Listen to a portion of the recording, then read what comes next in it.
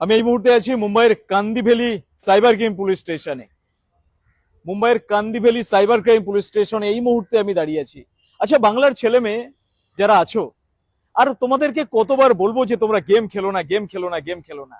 বহুবার আমি বলেছি তোমরা টাকা দিয়ে না, গেম থেকে উপার্জন করতে হবে এই মানসিকতা ছেড়ে দাও, খেটে খাও। আজকে দেখো, আমরা যে মামলাটা নিয়ে এখানে এসেছি, বেচারি গেম খেলতো, সেলাই কাজ করে বেচারি গেম খেলতো।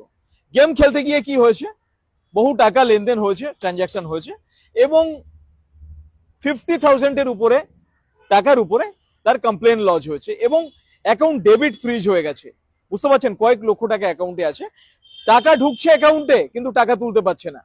ব্যাপারটা হচ্ছে এর মেন কারণ হচ্ছে গেম খেলা।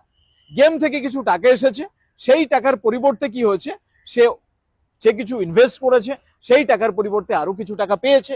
এই করতে করতে তার একটা ট্রানজাকশন হয়েছে এবং অবশেষে দেখা গেল যে তার বিরুদ্ধে কিন্তু সাইবার ক্রাইমে কমপ্লেন স্টার্ট হয়েছে এবং তার অ্যাকাউন্ট ডেবিট ফ্রিজ হয়ে গেছে। সুতরাং আমি তোমাদেরকে আবার বলছি কিন্তু অনুরোধ করছি তোমাদেরকে, তোমরা গেম থেকে উপার্জন করার যে টেন্ডেন্সি তোমাদের মধ্যে আছে না, সেইটা বাদ দিয়ে দাও।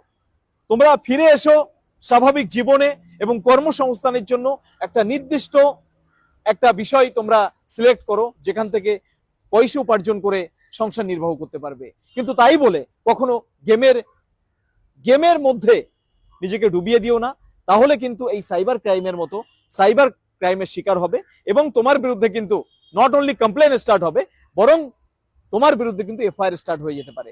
ভালো থেকো, সুস্থ থেকো। আবার বলছি, গেম খেলা ছেড়ে দাও।